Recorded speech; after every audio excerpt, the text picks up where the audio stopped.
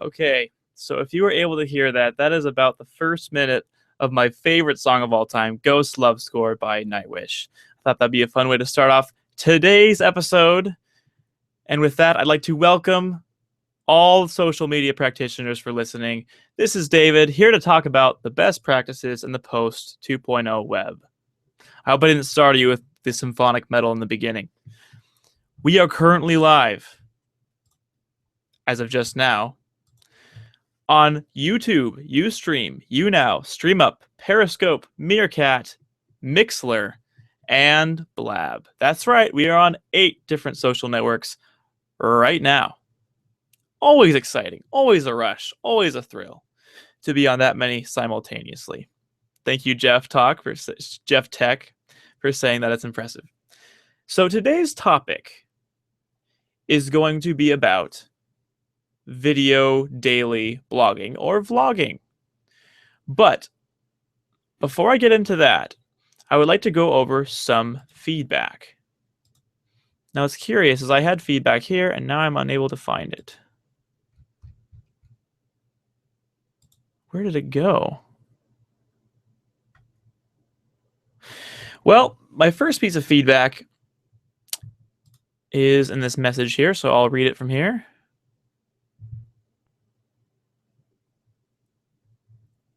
Where is it?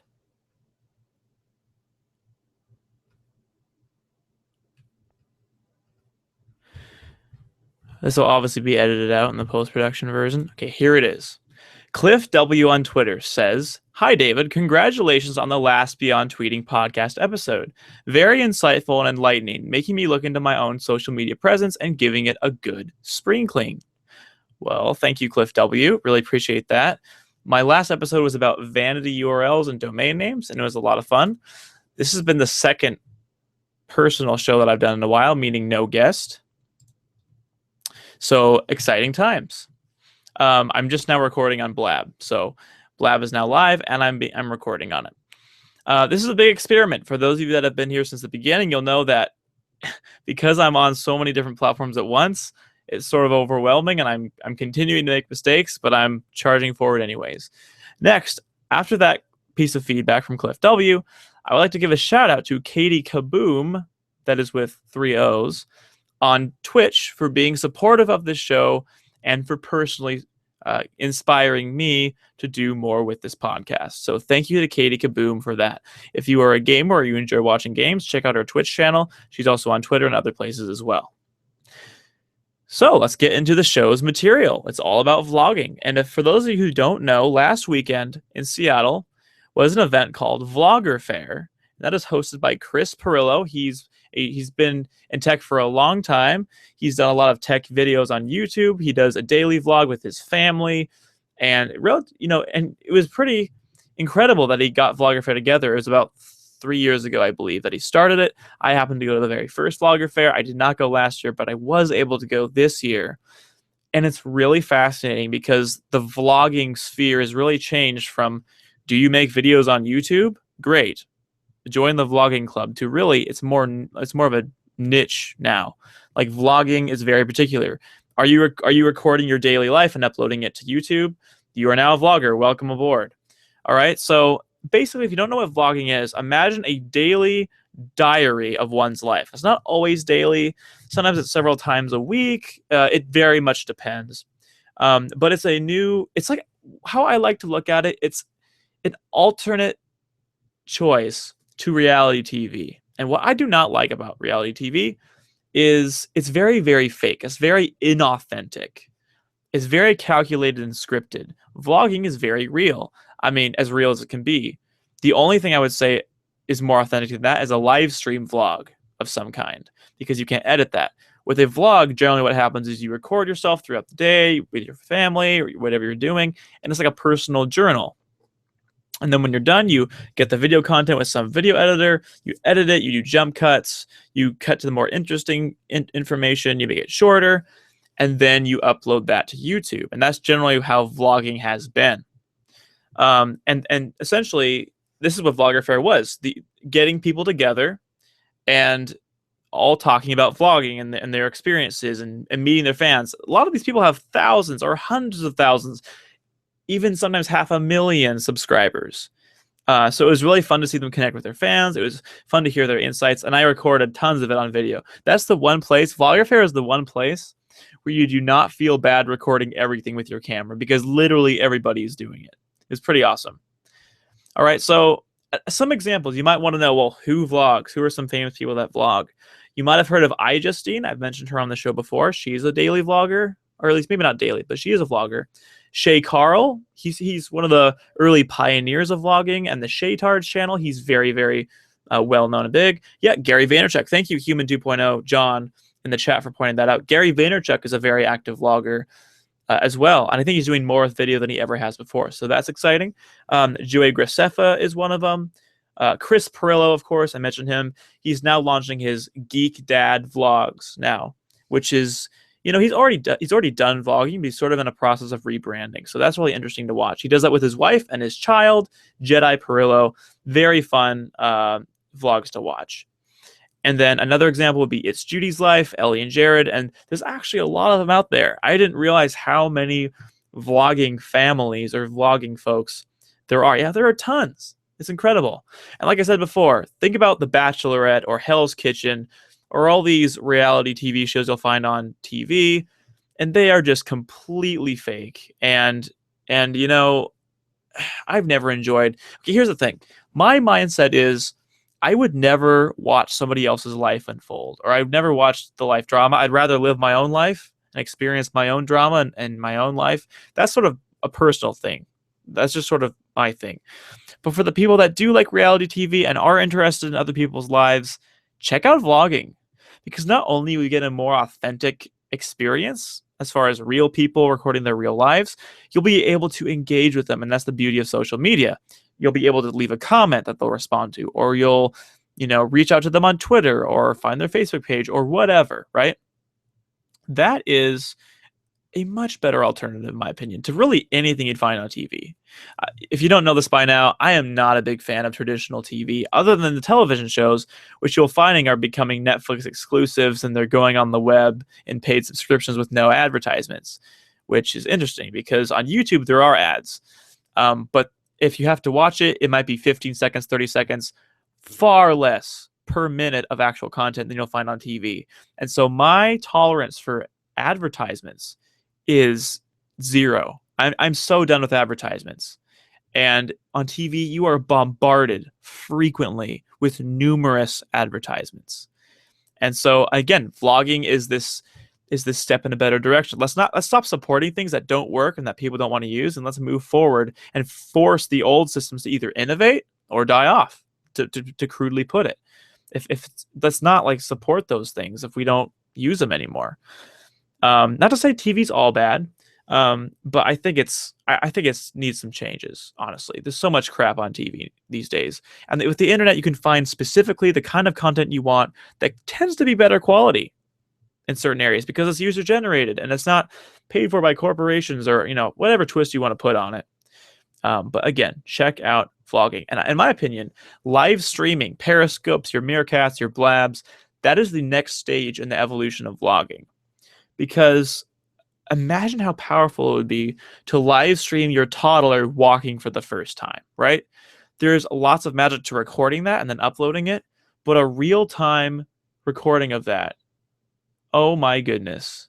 Like that, people would watch that, and people want to be part of the experience. And that's what you're doing when you create a live stream. That's what you're doing when you're recording part of your life.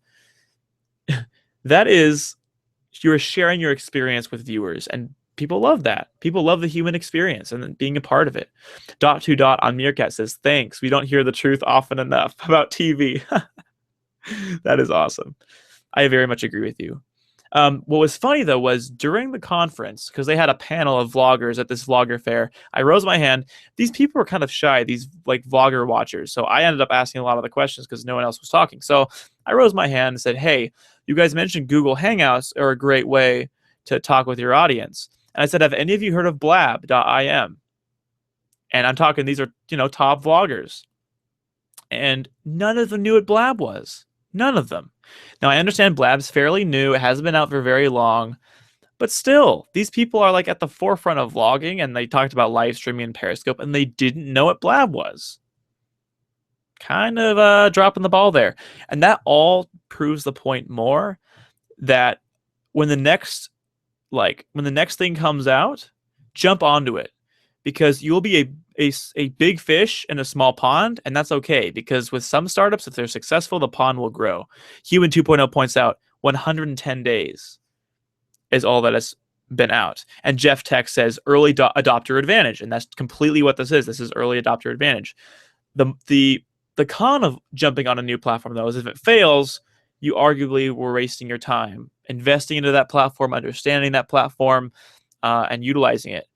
However, I find that process is really fun for me. So, and I have this app graveyard section of my podcast where I talk about services that thrived and died, or maybe they never thrived, they just died.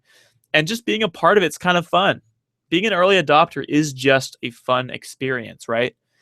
And so from that standpoint, there's really nothing to lose, because you're having a good time, and then when it takes off, extra bonus. Being on 8 streaming services at once is ridiculous. But again, it's sort of an early adopter thing. Like 10 years ago, there are probably not 10 different streaming services combined, right? So yeah. John, I'm going to have some time near the end to have guests on and have them talk. But for now, I'm just going to talk about the content, and then we'll move into it later on. But I'll definitely have you on if you stick with me here, okay? Because I do want to hear your insights. So no one knew what Blab was. Let's move on to the honesty hour part of my podcast, which I just now invented. You cannot get me to watch vlogs for very long. I have a short attention span. I don't really care about other people's lives very much, as terrible as that says. I mean, I do care about their lives as far as human worth. That's very important to me. But as far as like all the intricacies and all the details and all that, I'm not as concerned with things like that, honestly. But to be honest, every once in a while, if they produce content regularly, I will be like, you know what? I am kind of wondering what this person's up to. So I'll click one of their latest vlog videos, kind of skip through it and be like, oh, that's fun. An example of that is I have a close friend named Alejandro Reyes. He's a digital branding genius. He's a great guy. He's done a lot of personal mentoring for me as far as like my online pursuits. He's encouraged me to podcast. He's encouraged me to do stuff on branding. So anyway, huge shout out to Alejandro. He has a family vlog called That Reyes Family. And it started, I don't know, maybe about a year ago, maybe a little bit more than a year ago. And, you know, I have to be honest, he's a good friend of mine. I don't watch every single one of his videos. But what I do find is every video he posts, like hundreds of views, sometimes thousands of views within the first couple of hours, tons of likes, lots of comments. People are really invested, because what Alejandro does so well in his vlog, and what lots of vloggers do well, is they relate to their audience, and they say, hey, we're taking, you know, our daughters to a birthday party, and people, you know, people share in that because they have their own daughters, and they can share in that experience.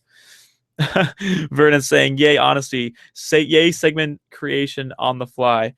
And so while I might not personally, even though Alejandro is a personal friend of mine, I might not watch every single one of his videos. There are people that do. In fact, I encountered many people at this VloggerFair conference this weekend. I found one guy, this one vlogger had been, I don't remember, 6 years straight. He's done a vlog every single day, breaking some kind of record. It's ridiculous.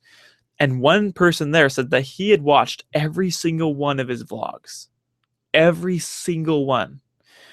And so there are people that really do find this entertaining and that really find this valuable. And so that is fascinating to me. And I suppose in the same way that I would never understand the appeal of watching The Bachelor or watching The Bachelorette or those silly reality TV shows, there are people that like them, and supply and demand, baby, that's what it is. So anyway, I found that very interesting. And again, shout out to That Reyes Family. If you are a vlog connoisseur and you want a new passionate family to watch, check out That Reyes Family on youtube.com/That Reyes Family. All right. Now, I have tried vlogging personally before, and I've tried it in several iterations. I tried vlogging about, I don't know, 5 years ago. And this is what happened. I started recording myself, and I don't really remember what I said. I said, hey, I'm just trying this out. We'll see what happens. And then I thought, ooh, I know what I'll do. Because back then on YouTube, it was really easy to create video responses. It'd be like right next to the comments, you could create a video response. I said, you know what? If you want to start vlogging like me and you're on this journey like I am, create a video response to my video. And that's how we'll get it started. And one random person did. I think his name was like Joe or something. And that was fun. I'm like, oh, someone new. He's starting. I encouraged him to vlog. This is great. But then someone who I'm not going to name personally also made a response. And she's someone that I knew from back in the day. I did a lot of theater stuff, and you encounter a lot of strange people when you do theater. And anyway, if she's listening, by any chance, no hard feelings, but I'm just going to be honest and say how it affected me. She made a video in response at first, and it was like, okay, that's fun. I do remember her, and you know, I'm encouraging her to vlog. That's good. But then I made another video, and she responded to that one as well, and it got kind of creepy because she was like, she seemed to remember that we were a lot closer friends than we actually were, and she was like, David, what's up? And I don't know, something about it gave me a really creepy vibe, and I just gave up on vlogging, and I just quit. And then 3 years ago, I went to the first VloggerFair, and I'm like, you know what? I'm going to do vlogging again. So I did my first vlog about, what was the first vlog about? It was, I don't remember what the first one was, but I did one on like Twitter lists. I did a whole thing about Twitter and using lists. And I did one about like Super Smash Brothers for Wii U, which was coming out. And I really focused on jump cuts and editing. Oh, my first vlog was about VloggerFair. That's right. And when I posted that, people from VloggerFair watched it and like, wow, this was really well produced and well made. So at that point, I had this expectation of, well, my vlogs have to be really polished. They have to be really good. Oh my goodness. And so I spent so much time editing it that it was such a pain. I never wanted to shoot the camera on me. I didn't like, I don't like myself on camera anyways. That's another thing I have to say. When I record myself, I do not like watching myself talk. I do not like watching myself. And so that's a big reason I do live streaming, because you do it once, you post it, and then it's there, and you can't do anything after that. And so, you know, and I don't know. Anyway, all that to say, I might try vlogging again, because what was funny was when I stopped vlogging 3 years ago, I actually had 3 or 4 different people saying, hey, why'd you stop vlogging? I was really enjoying your videos. And I thought, why? I was just talking about stuff, and it wasn't even that valuable. But there were 3 or 4 people saying, oh man, I really miss your vlogs, even though I only made 3 of them. So I don't know. Maybe I'll vlog again. I don't know. I'm doing a podcast already. This should be fine. So Jeff Tech has a question that I'm going to answer. What do you see as the dangers or risks of vlogging in a world where the web is almost forever? Once it's online, it's out of your control. What are some best practices for safety and privacy? That is a really, really good question, Jeff. And at this VloggerFair conference I was at last weekend, a lot of vloggers tackled this. For example, when you have infants or when you have children, I mean, you have to be especially careful when you're doing a personal vlog. And I would say it comes down to, if you ever get big as a vlogger, or you ever get big as an internet personality in general, you're going to have people that affectionately called haters that will just say mean things because they can. And the human condition is, in my opinion, inherently flawed and will default to mean things. That is just what happens with anonymity. You have to ignore them, and you have to not let them affect you. That is what everyone says, some of the top vloggers. In fact, I know a husband and wife couple that vlog, and when mean comments are directed towards the wife, the husband said, I delete those comments. Or I say, honey, don't look at the comments. So if it's a combined effort where it's a family deal, you kind of help protect each other by censoring things and all that. Because people are going to say the worst things about you no matter what. You know, for the little visibility this podcast has, I've gotten a few naysayers. I've gotten people saying what I'm doing is dumb. I've gotten people saying that, you know, it's kind of a waste of time.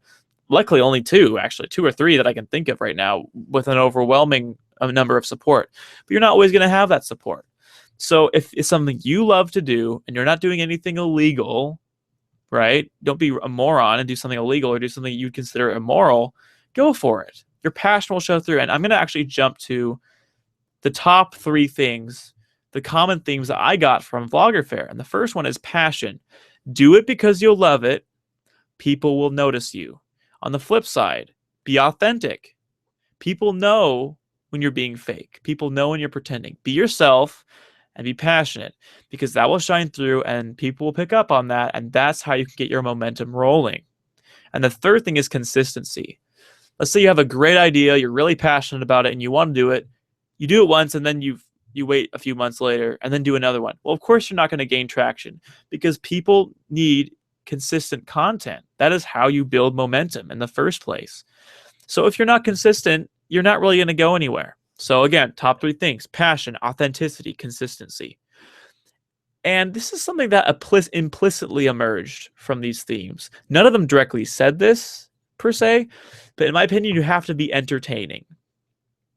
And that can be hard for some people. In fact, it's kind of hard for me, right? Like, I would consider myself a funny person or a enjoyer of good humor, but I'm really bad at like organically inserting humor into things. I'm just going to be honest. Like, I really appreciate listening to podcasts where people are funny, or I love listening to podcasts where, you know, they're humorous to some degree that's very natural.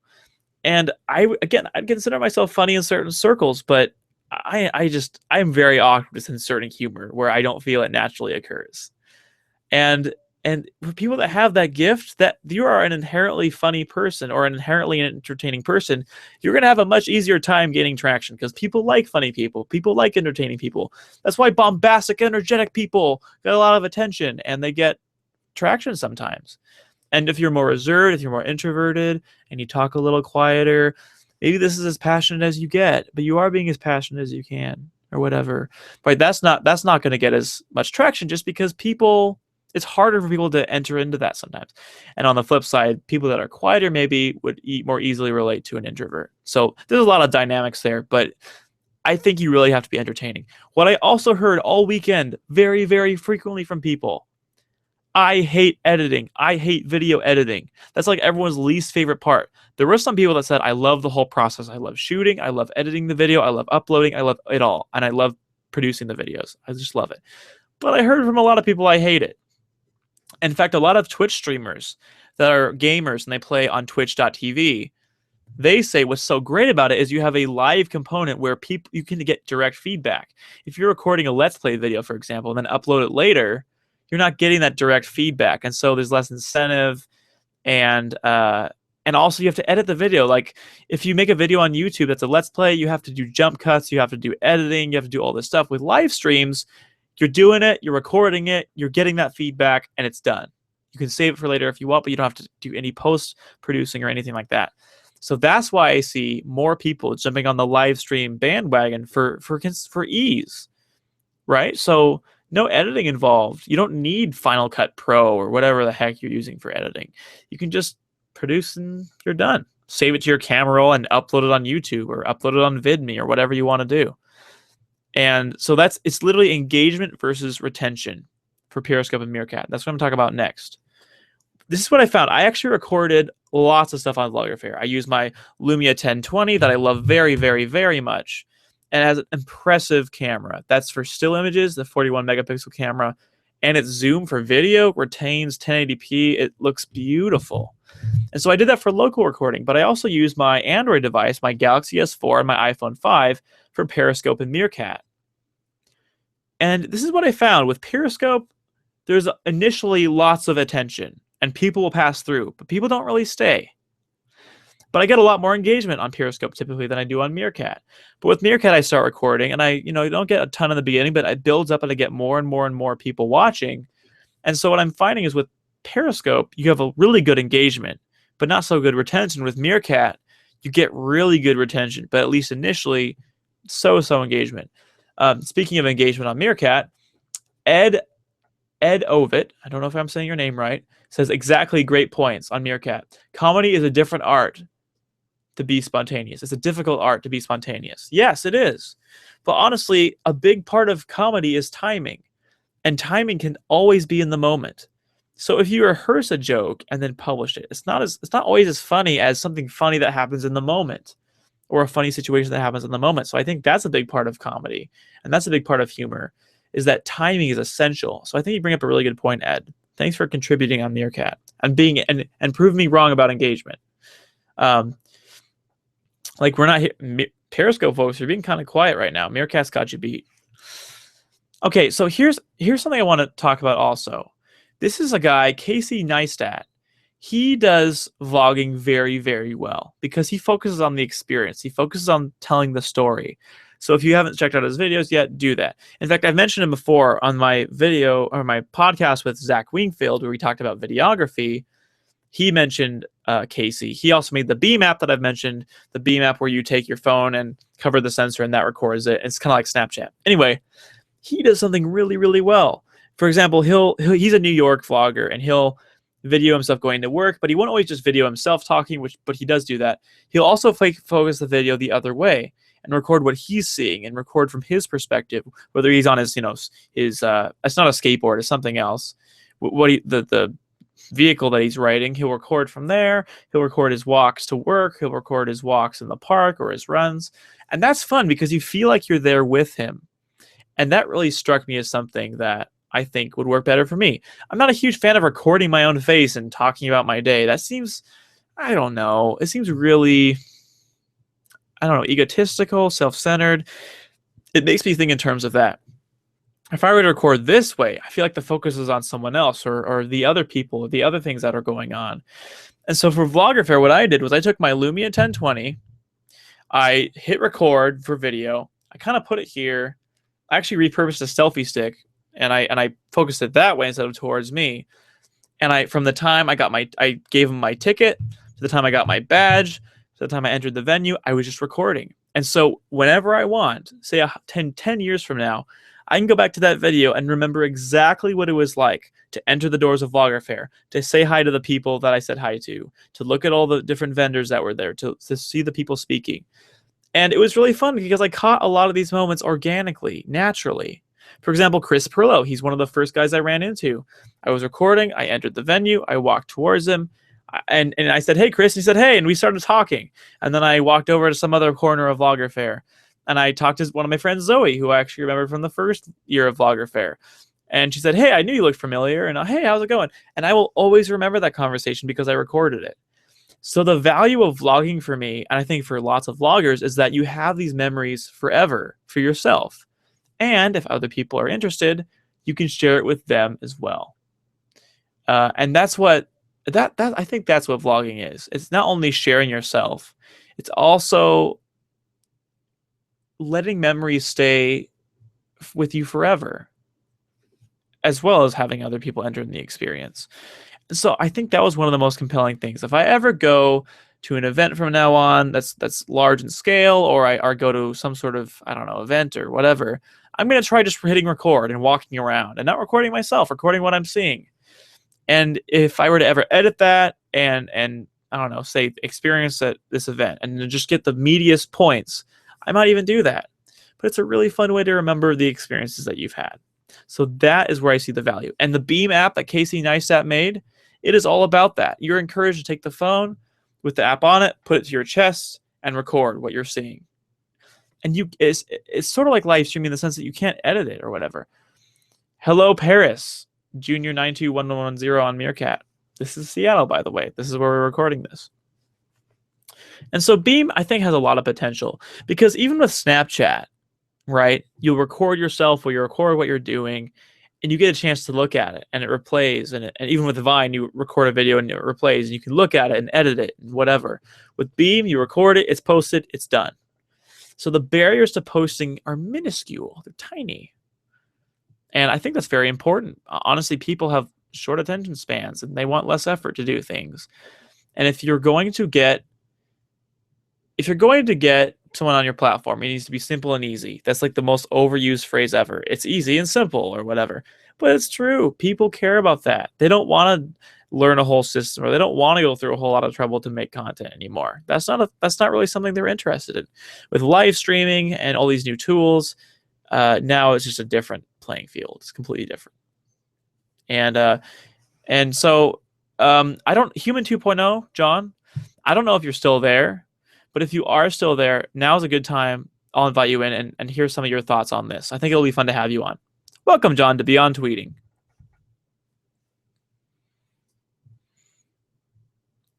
to infinity and beyond. How you doing, man? Doing great, John. Thanks for being on. So you had some thoughts earlier. Go ahead and share. Why do you got to do a Periscope on the Blabs, bro? Periscope on the Blabs? What do you mean? You're doing a single broadcast, one to many. Yep. I'm doing that. No, I have just Periscope, I have Meerkat, and I have StreamUp and Ustream, and I have Mixler and YouNow and Hangouts and Blab all at the same time. Okay, so that is my mantra that I've been teaching everybody on the Blabs. What's that?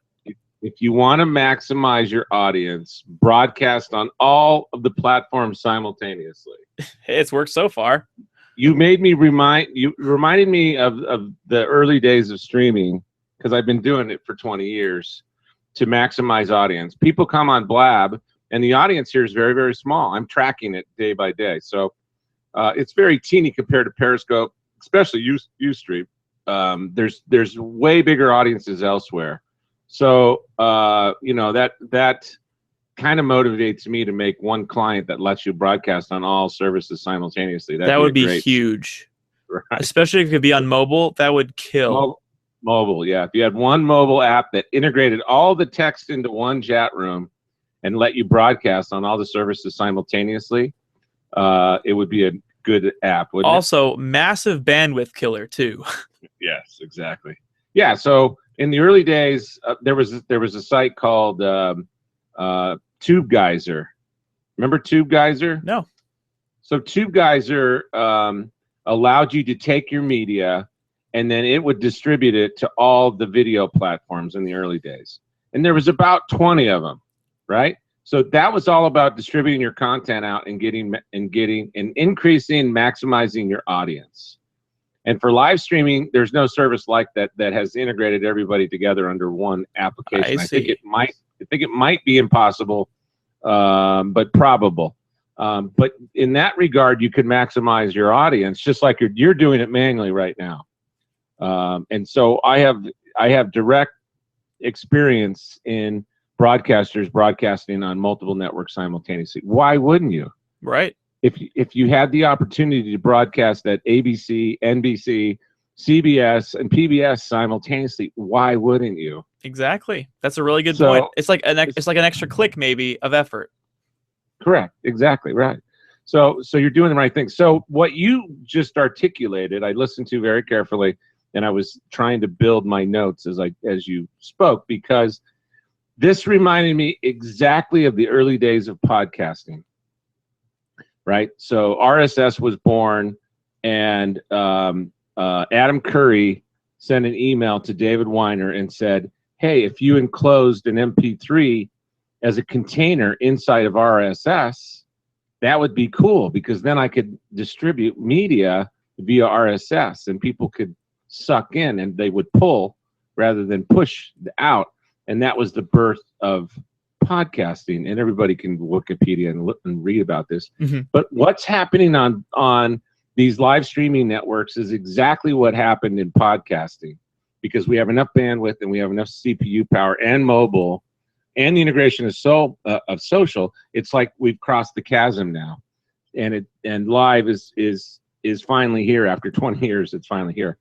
But what happened? I'm looking for the right word. What happened organically was the top 10 list of iTunes had a bunch of people like you and me on it for a long time, for about 6 to 8 months before the big people came on. Right. Board. And there was Ask the Ninja, and there was Soccer Girl, and there was all these guys at home putting together productions, getting millions of views, like we have the opportunity to do right now with these live platforms before the big guys come out and just clobber us, because we won't be anywhere on the top. We have an opportunity to be on the top now with not a lot of viewers, and that's going to go away. And so it's interesting that history is repeating itself in a very short time, and people can take advantage of what we know now, what we learned then, to take advantage of now if we want to build our brand, or if we want to monetize it, or if we just want to build relationships. Yeah. For me, it's all about building relationships. I just met you last week, right? Yeah.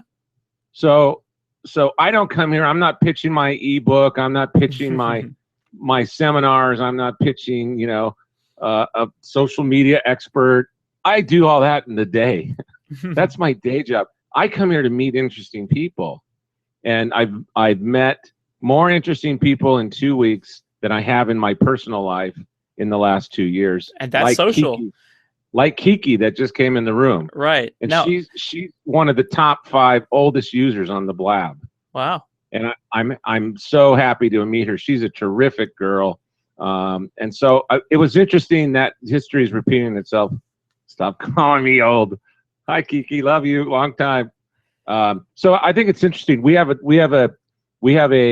significant opportunity to take advantage of this first mover advantage as members of Blab. Points for comparison. I mean, you brought that up. I mean, you can look at radio versus podcasting, and on a sort of similar scale, you can look at YouTube celebrities and the YouTube vlogging experience and take that to live streaming. So it's going to happen, like you said, and we're going to no longer become the top of Blab. We're going to be the bottom. And all these top folks, like the YouTube celebrities like Shay Carl, they're going to be #1 on Blab, right? That's right. That's right. That's what's going to happen. Kiki might, because she's pretty, so she can bring a big audience. Right. VloggerFair is not going on anymore. VloggerFair ended last weekend, and I'm actually recording a podcast right now talking about vlogging and the experience of vlogging. So, John, you said you've been part of streaming for so long. Have you ever delved into vlogging in particular, or have you ever tried that? Absolutely. In fact, our platform, which was called Hello World. So we started a company in 1996. You've seen the video. We developed our own streaming platform in the mid-90s. And then we launched a social network like this for video, live and recorded both, later, about 2008, called 1998, called Hello World, which was our social network. We were just way too early. But we had a vlogging feature later, about 2002, we actually had a vlogging feature. And my question for vlogging is the same question that you have for live streaming or for podcasting or for blogging in general. What is your goal? I mean, what do you hope to do? Mm-hmm. Who's your audience and what's your goal?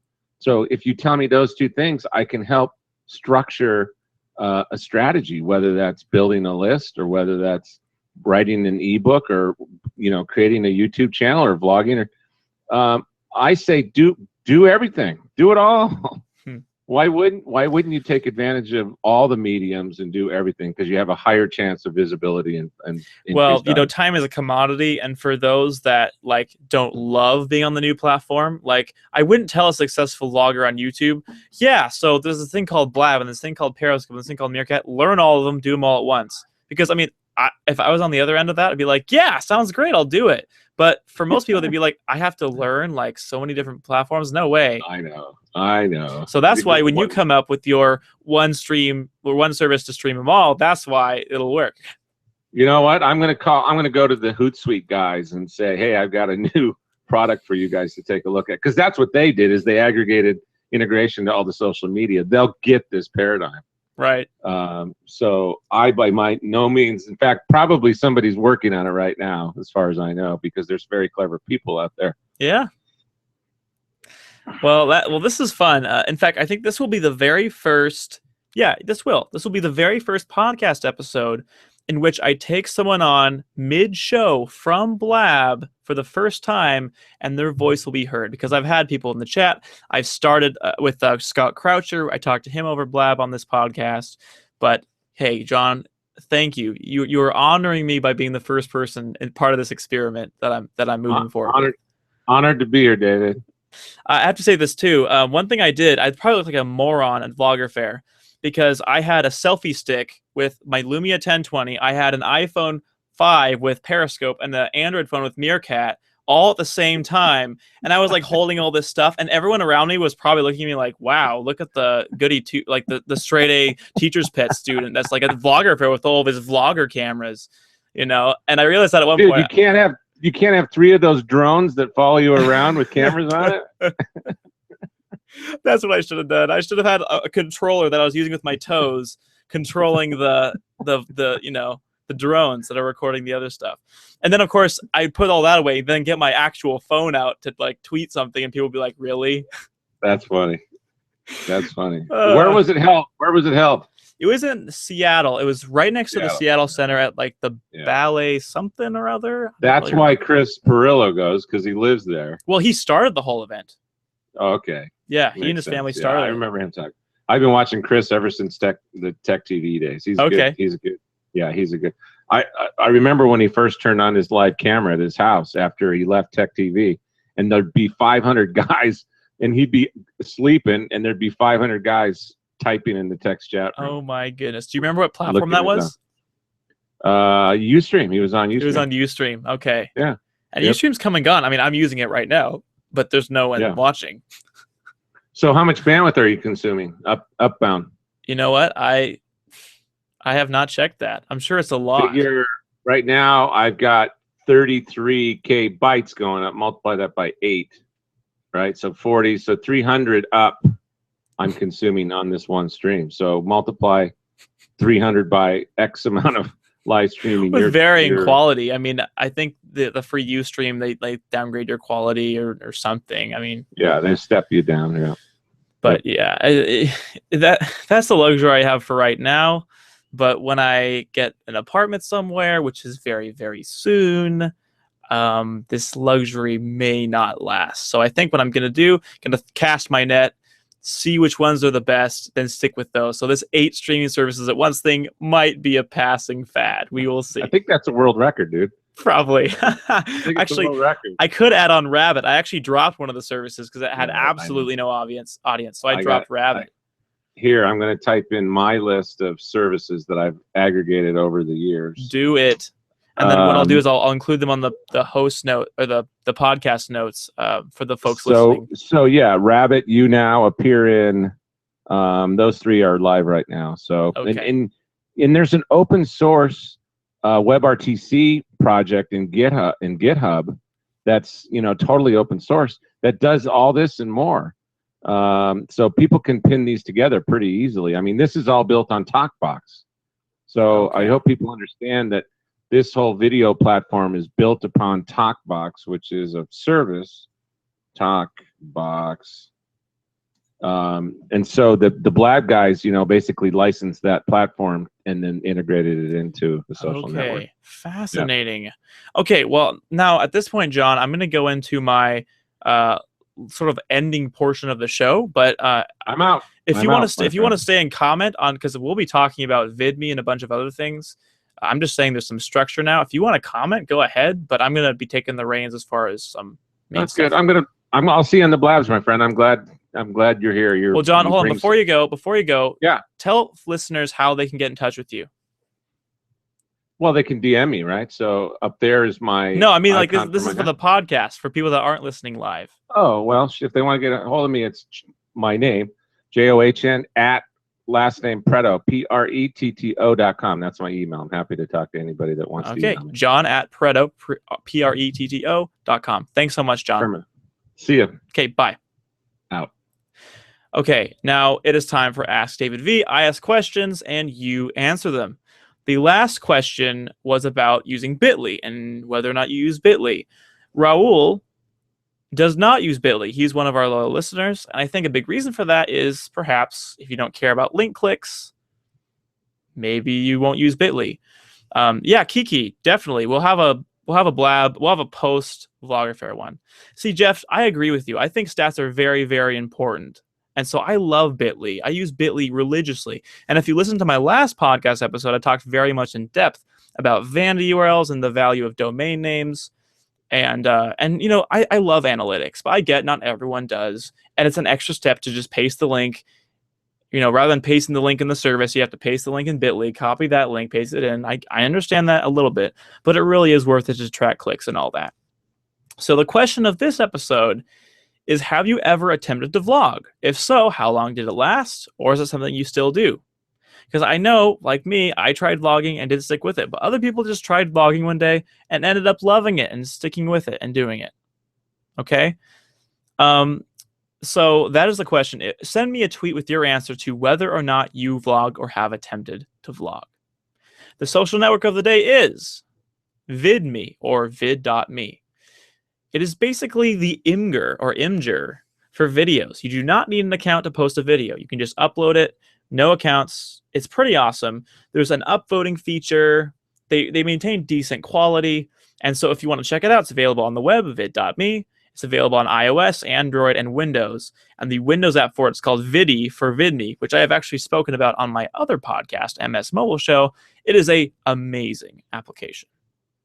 And what I do sometimes with the Periscope or a Meerkat is I'll download the video, because you can do that. You can save it to your camera roll, and then I'll upload it on VidMe later. So I have it in a secure location that's off the server and onto VidMe. So that's a great way to use it. And I would encourage you to use it as well if you want to save your scopes, you want to save your Meerkat streams. Let's take a trip to the app graveyard. These are the applications and services that are no longer with us. Today's dearly departed application is Daily Booth. Daily Booth was a photo blogging website where users were encouraged to share one picture a day with a caption in order to document and share their lives. Sort of like a non-video version of vlogging, I guess.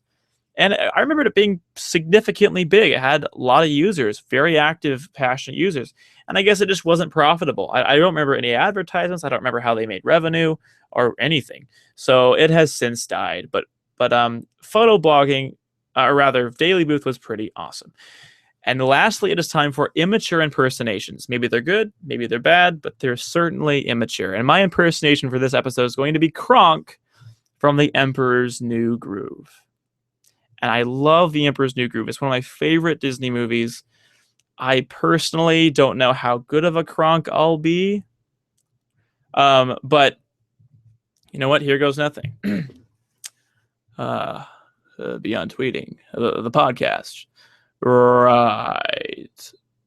The podcast by David. The podcast especially created by David. David's podcast. That podcast? Squeakity, squeaker. That's the best that I got for the Kronk impersonation in The Emperor's New Groove. One of my favorite Disney videos, again, since I was small. And that just about wraps it up for this episode of the Beyond Tweeting podcast. I loved having John on earlier. That was a lot of fun. He brought some great insights about streaming and how we're seeing history repeat itself. And that was really fun. I'll definitely be doing a lot more of these type of deals in the future. And for every listener of this show, for everyone that watches or shares or downloads or subscribes, thank you so much.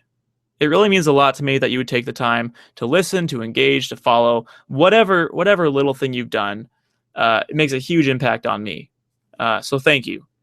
For all things Beyond Tweeting, you can always go to beyondtweeting.com. There will be new posts there. There'll be ways you can contact me, ways to subscribe, just everything you can imagine. If you'd like to subscribe to this show, you can do so by going to beyondtweeting.com/subscribe, or you can always search it in your favorite podcasting application, just Beyond Tweeting. If a show is going on live, which it is right this second, you can watch at beyondtweeting.com/live and be part of the chat and be part of the discussion. And if you join Blab, you might even get herded. You might even get hearded on the show. So the anticlimactic of the show for this episode will be dictionaries.